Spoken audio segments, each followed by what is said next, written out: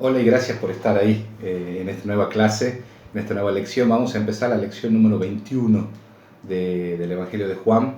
Estamos estudiando este Evangelio tan profundo que nos enseña tantas cosas sobre la persona de Jesús. Y en este caso, en la lección 21, vamos a estudiar el capítulo 15. Así que vamos a ir al Evangelio de Juan, capítulo 15. Vamos a continuar con esto que son las instrucciones finales.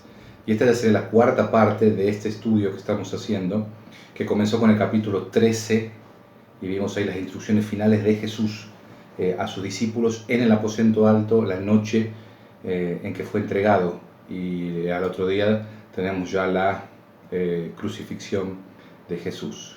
Capítulo 15, nosotros vamos a leer el séptimo yo soy. Este es el séptimo yo soy que Juan le atribuye a Jesús. Y comienza así 15:1: yo soy la vid verdadera, y mi Padre es el labrador. Todo pámpano que en mí no lleva fruto lo quitará, y todo aquel que lleva fruto lo limpiará para que lleve más fruto. Ya vosotros estáis limpios por la palabra que os he hablado. Entonces aquí tenemos el séptimo yo soy de Jesús: yo soy la vid verdadera. Fíjese que en todos los casos, ejemplos muy sencillos, ejemplos de la vida, pero muy profundos. Y acá Jesús se presenta como la vid verdadera. Nosotros habíamos leído en el 14:31 que termina diciendo: mas para que el mundo conozca que amo al Padre, y como el Padre me mandó, así hago. Levantaos, vamos de aquí. Vamos de aquí, da la idea que entonces salieron. Entonces una de ellas es que hayan salido y Jesús haya visto quizás ahí en la caminata el templo y haya visto las vidas que estaban ahí dibujadas. Después tenemos más adelante y vamos a ver que en realidad al final de estos capítulos recién Jesús sale del aposento alto. Así que es probable que el vamos de aquí es levantarse de la mesa y antes de salir del aposento alto Jesús haya estado dando estas instrucciones pensando en los discípulos. Recuerde que todos los discípulos eran judíos. Y cuando Jesús dice yo soy la vid verdadera, no podemos dejar de pensar en el Antiguo Testamento, en Isaías, cómo Israel se compara con una vid que fue preparada, abonada, trabajada por el Señor, y Dios esperaba que dé frutos y terminó dando frutos silvestres, ¿no? Quizá por eso es que Jesús añade acá vid verdadera. Él es la verdadera vid. Y entonces, si nosotros nos remitimos a eso, al pueblo de Israel, como la vid del Señor, pero una vid que terminó dando frutos silvestres y no frutos de acuerdo a lo que era la vid, quizás debemos pensar entonces que todo este ejemplo de yo soy la vid va apuntado, cuando habla de verdadera, en cuanto al verdadero fruto, ¿no? El fruto que tiene que dar, el fruto correcto, ¿no? El fruto adecuado. Y acá el Padre es comparado con el labrador. Fíjense qué interesante. Dios Padre es el labrador de esta viña, es quien trabaja la viña. Y si seguimos en la comparación, los pámpanos serían los discípulos, seríamos nosotros. Las ramas, pámpanos o ramas. Las ramas son las que justamente salen del tronco principal de la vid y viven porque absorben de la savia que la vid les brinda. Y es muy interesante el versículo 2, ¿no? Porque dice que la rama o el pámpano que no lleva fruto es quitado. Y el que lleva fruto es limpiado para que lleve más fruto. Y dice el versículo 3, ya ustedes están limpios por la palabra que os he hablado. Entonces, él está usando el ejemplo de la vid y dice, la vid, o el pámpano, perdón, la rama que no produce fruto es quitado. Pero el que está llevando fruto es limpiado, es podado, ¿no? En los dos casos, el labrador, que es el Padre, interviene. En un caso para quitar y en otro caso para podar, para cortar, para limpiar, para que lleve más fruto. Fíjense que en los dos casos el Padre está interviniendo con algo que a priori no es agradable para la rama. Quitarla o cortarla, podarla. Pero es lo que Dios hace, ¿no? Y el propósito es, por un lado, el que no está dando fruto, quitar porque está absorbiendo recursos de la vid y no está produciendo nada. Entonces está perjudicando a los otros. Y el que está produciendo frutos es podado, es también trabajado, es cortado o recortado, pero con el propósito de que dé más fruto, de que salga fortalecido. No puedo dejar de pensar aquí cuando hablamos de la poda en lo que significan las pruebas para nosotros. Muchas veces el creyente es probado en su fe para salir fortalecido en la fe, no porque esté haciendo algo mal en sí, sino porque está haciendo las cosas bien, y entonces para que lleve más fruto viene el proceso de la poda. Pero también tenemos que hablar de la disciplina para el que no está llevando fruto. Todo el contexto aquí, si ustedes lo ven, es sobre fruto. Jamás se discute de salvación. Así que sería una interpretación incorrecta y forzada decir que esto tiene algo que ver con la salvación. Porque ustedes ven que todo es fruto, es fruto. Y el fruto es una consecuencia, ¿sí? Entonces no se está discutiendo si la persona pierde la salvación o no, pero sí está hablando de los frutos, de lo que producimos. Y en ese sentido sí tenemos que hablar de disciplina y de poda frente a aquellos que no están produciendo fruto.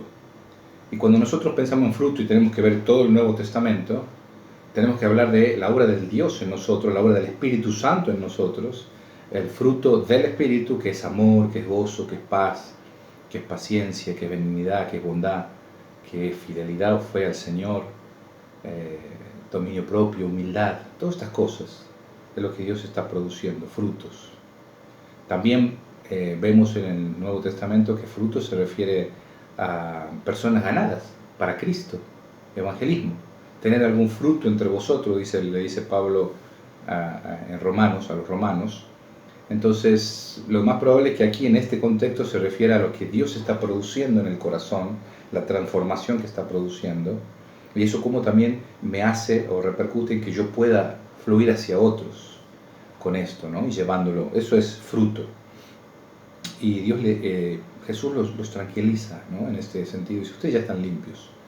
Pero no están limpios porque ustedes se hayan limpiado, sino por la palabra que yo les he hablado. Y palabra tiene que ver con todo lo que Jesús le venía enseñando a ellos. Por eso es que continúa el versículo 4, dice, permaneced en mí y yo en vosotros. Como el pámpano no puede llevar fruto por sí mismo si no permanece en la vid, así tampoco vosotros si no permanecéis en mí. Yo soy la vid, vosotros los pámpanos, ahí está clarísimo.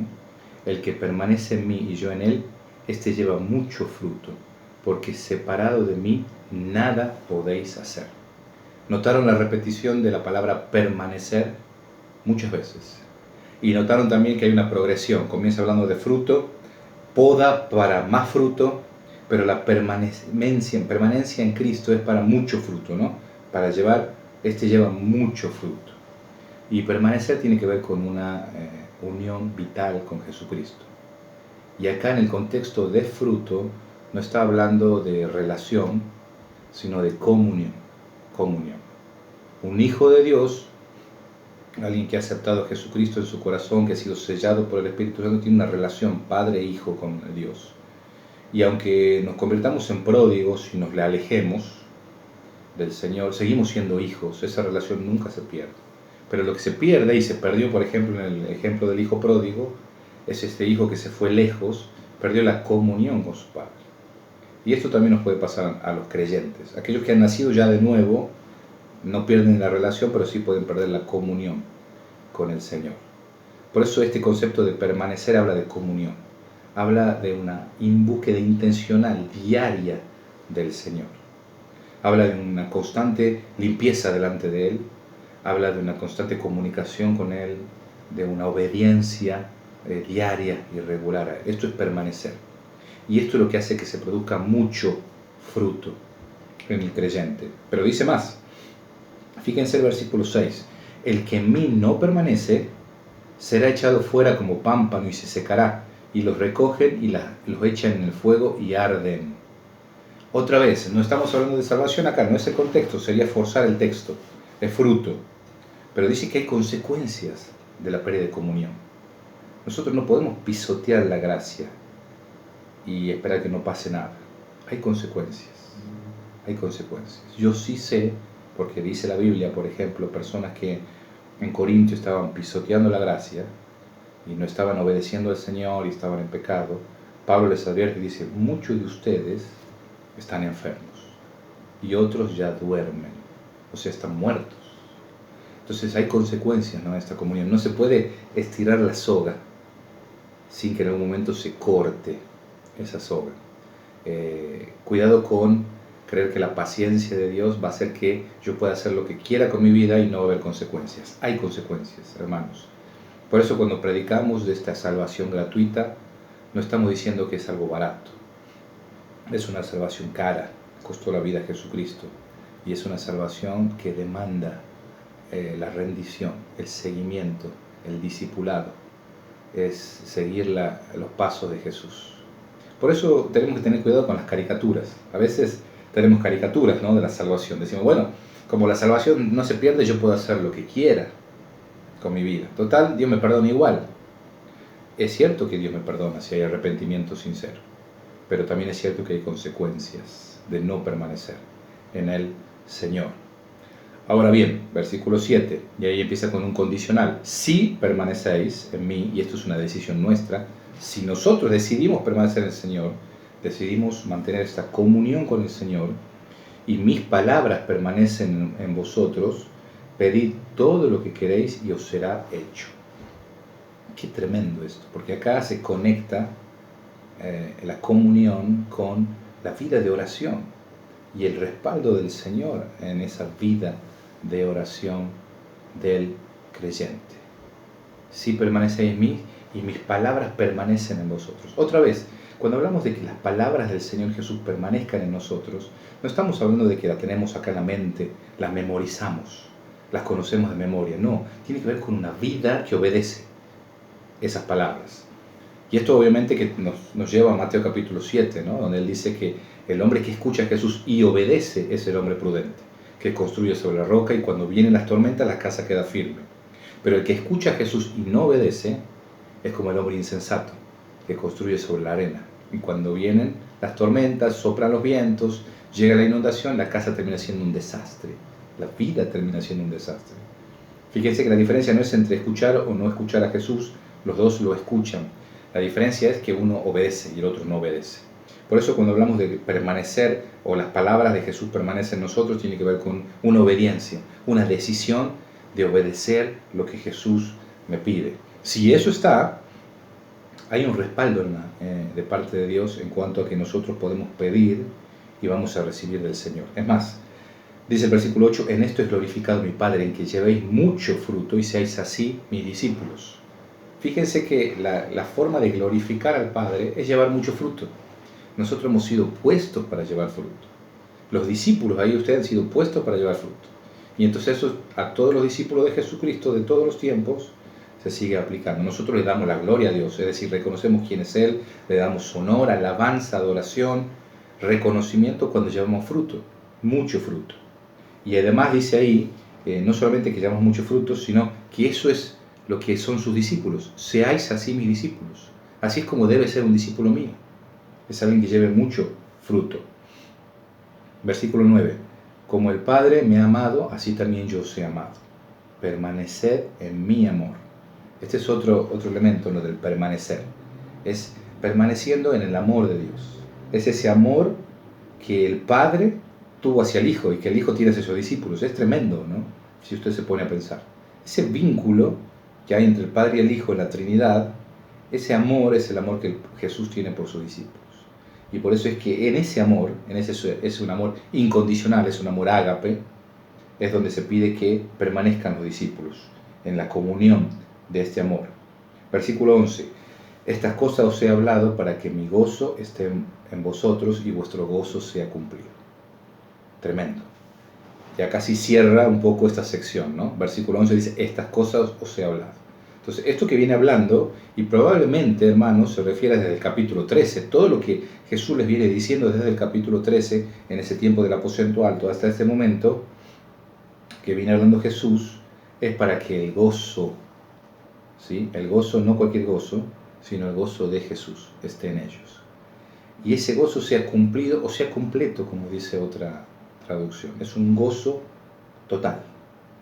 Fíjense que las investigaciones recientes de los especialistas en neurociencia, neurobiología, definen el gozo como esa realidad o esa experiencia de que alguien me ama Gozo se produce cuando hay alguien que me ama.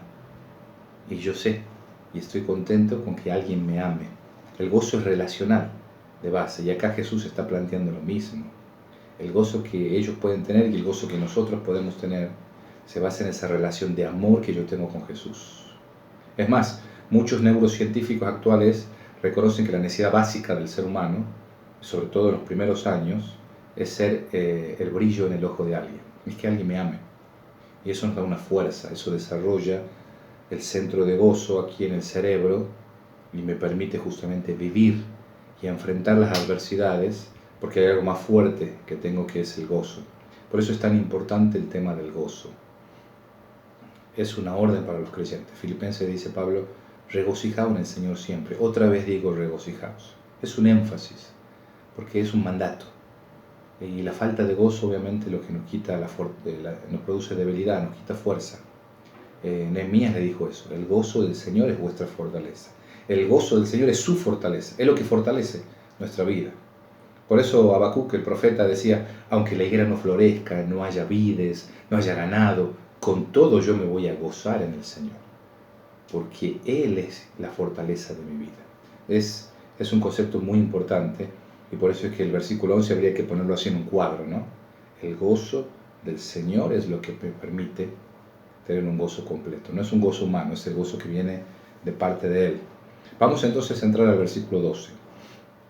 Este es mi mandamiento, que os améis unos a otros como yo os he amado. Nadie tiene mayor amor que este, que uno ponga su vida por sus amigos. Vosotros sois mis amigos, si hacéis lo que yo os mando. Ya no os llamaré siervos, porque el siervo no sabe lo que hace su Señor, pero os he llamado amigos, porque todas las cosas que oí de mi Padre os las he dado a conocer. No me elegisteis vosotros a mí, sino que yo os elegí a vosotros, y os he puesto para que vayáis y llevéis fruto, y vuestro fruto permanezca, para que todo lo que pidierais al Padre en mi nombre os lo dé. Esto os mando, que os améis unos a otros. Entonces, estos mandos, fíjense la sección que termina en el versículo 17, comienza en el versículo 12.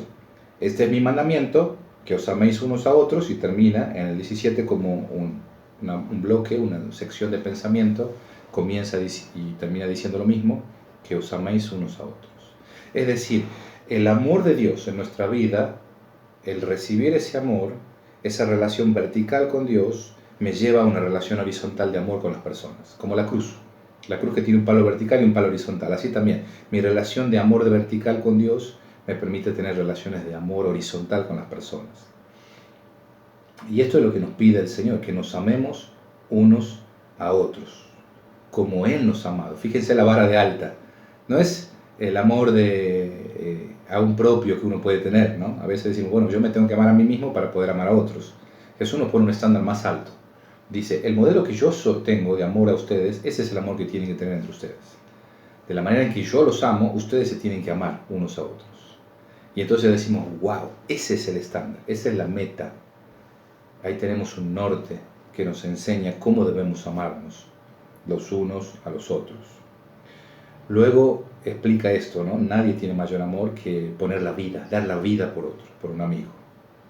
Y eso es lo que Jesús iba a hacer en breve por ellos, y les estaba advirtiendo el grado de amor que Él tenía por ellos. Iba a dar su vida por ellos. Y por otro lado tenemos esta enseñanza, ustedes son mis amigos. Nosotros tenemos un concepto de amistad hoy que es muy interesante, porque somos pares, ¿no? Pero esta es una amistad no de pares, ¿no? Sino de un señor hacia un siervo. Siempre seguimos siendo siervos, pero somos más que siervos del Señor. Él no está a la misma altura de nosotros, Él es el Señor, pero además nosotros somos sus siervos, y Él dice, son también mis amigos, pero tienen que hacer lo que yo les mando. O sea, no es mi amigo como yo hoy puedo tener un amigo y somos pares, sino ese es el Señor. Él nunca deja de ser Señor. Por eso dice, tienen que hacer lo que yo os digo. Pero ustedes son mis amigos porque yo les voy a revelar, yo les revelé, ¿no?, lo que he oído de mi Padre. No es esa relación de señor hacia siervo donde simplemente ordena y la persona obedece. Hay una relación de intimidad mucho más profunda del Señor con nosotros. Y por eso es que hablamos de una relación de amistad con el Señor. ¡Qué privilegio que tenemos! de poder ser amigos del Dios del universo, de poder recibir, como dice aquí, revelación de parte de Él. Eso es tremendo. Y por otro lado, la elección, ¿no? No me elegiste usted a mí, sino yo lo elegí a ustedes. Había muchos que seguían a Jesús, pero acuérdense que Él eligió, Él pasó toda la noche orando al Padre, y de todos sus seguidores Él los eligió a ellos. Esa era una elección que Él había hecho. Y eso es un ejemplo también de lo que pasa cuando nosotros llegamos a la salvación. Nosotros respondemos al amor de Dios. El que toma la iniciativa es Dios, no nosotros. Nosotros estamos respondiendo a su iniciativa. Cada vez que nosotros le entregamos nuestra vida a Cristo es porque Él nos ha buscado y nos ha iluminado y nosotros hemos respondido a ese amor. Y entonces tenemos en el versículo 16 un poco un resumen, ¿no?, de todo lo que Él ha venido diciendo. El propósito que nosotros tenemos es llevar fruto. Yo lo he puesto para que llevéis fruto. Y ese sea un fruto que permanezca. Y por otro lado lo que dijimos de la oración. Y todo lo que pidieres al Padre, en mi nombre, Él os lo dé. Esto es muy importante, ¿sí? Vemos una conexión muy estrecha entre mi comunión con el Señor, el poder recibir de ese amor para poder darlo, y también el respaldo en la oración, que da esa permanencia, esa comunión. Hay poder.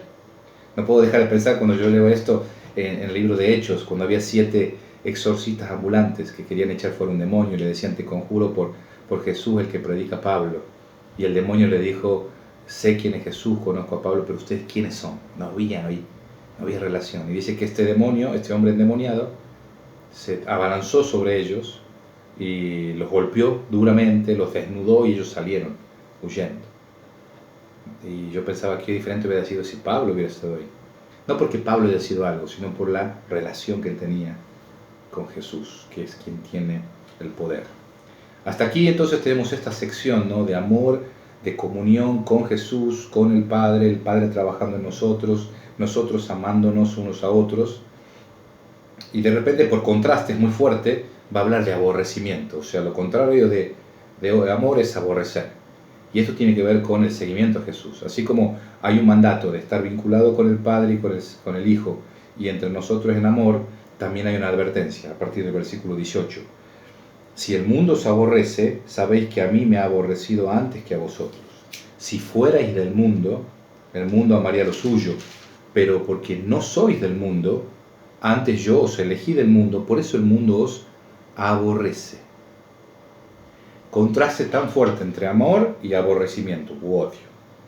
Así como nosotros podemos tener una relación de amor con el Padre, con el Hijo, entre nosotros, hay todo un sistema que se opone a Dios, que debido a esta dinámica de amor se va a oponer a aquellos que aman a Dios. Y entonces Él también advierte, va a haber un sistema y va a haber personas en ese sistema que los van a aborrecer.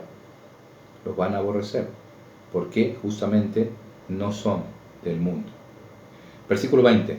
Acordaos de la palabra que yo os he dicho, el siervo no es mayor que su Señor. Si a mí me han perseguido, también a vosotros os perseguirán.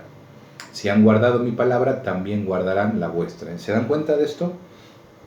Esto es algo que deberíamos esperar que pase. No sorprendernos si pasa, de que haya personas que odien, aborrezcan la forma de vivir del creyente. Porque justamente esa forma de vivir es muy contrastante con la forma de vivir de esas personas. Pero aquellos que aman a Dios van a seguir y van a guardar la palabra que los discípulos den, porque es la palabra que Él les ha dado. Entonces es muy fuerte esto y necesitamos entender que esta es la dinámica de la vida del creyente. Versículo 20, acordaos de la palabra. Eso es muy importante, acordaos, recuerde la palabra que he dicho. Si a Jesús lo han perseguido, si a Jesús lo han aborrecido, ¿cómo no a los creyentes? Por eso el creyente que pretende estar bien con todo el mundo, termina muchas veces negociando sus principios. Tenemos que tener cuidado de esto. Tenemos que tener mucho cuidado. Pablo decía, si yo tratara de agradar a los hombres, no sería un siervo de Jesucristo. ¿Dónde están nuestras prioridades? El siervo no es mayor que su Señor. Si a mí me han perseguido, también a vosotros los perseguirán. Eso es muy importante. Y versículo 21, mas todo esto os harán por causa de mi nombre, porque no conocen al que me ha enviado. Si yo no hubiera venido ni les hubiera hablado, no tendrían pecado, pero ahora no tienen excusa por su pecado. El que me aborrece a mí, también a mi Padre aborrece. Fíjense que una de las cosas que hace Jesús al traer la luz es revelar las tinieblas. Y esa es una de las razones por las cuales lo aborrecen. Él dice que el mundo lo aborreció a él porque amaba más las tinieblas, porque sus obras eran malas. Entonces aquellas personas que están lejos de Dios y que aman las malas obras van a aborrecer. Van a aborrecer que es tu vida, que mi vida, que nuestra vida alumbre, ilumine y muestre estas cosas que están mal. Y tenemos que prepararnos para eso. Versículo 24. Si yo no hubiera hecho entre ellos obras que ningún otro ha hecho, no tendría pecado. Pero ahora han visto y han aborrecido a mí y a mi Padre. Pero esto es para que se cumpla la palabra que está escrita en su ley. Sin causa me aborrecieron. Entonces lo que está diciendo Jesús aquí es, yo estoy mostrando al Padre, y esto es lo que viene relatando Juan. Lo que hace Jesús, las obras que hace Jesús, las enseñanzas, muestran al Padre. Y aún así rechazan, porque aman más las tinieblas, porque sus obras son malas. Entonces nos recuerda aquí Jesús que se cumple esta palabra sin causa. No es que Jesús le haya hecho algo malo a ellos, sino que rechazaron la luz porque amaban más las tinieblas. Y eso también nos puede pasar a nosotros y tenemos que estar preparados como seguidores de Jesucristo. Por eso tenemos muchos desafíos por delante, tenemos herramientas, recursos, tenemos que aprovecharlos, apropiarnos de ellos, y eso es lo que queremos hacer en esta lección. Vamos a parar ahí. Los dos últimos versículos del Juan 15 tienen que ver con el Espíritu Santo, que ya fueron estudiados en la lección anterior. Así que en esta lección vamos a meditar sobre estos versículos y sobre la enseñanza profunda del yo soy la vid y ustedes los pámpanos. Que Dios te llene de sabiduría al pensar en estas cosas. Amén.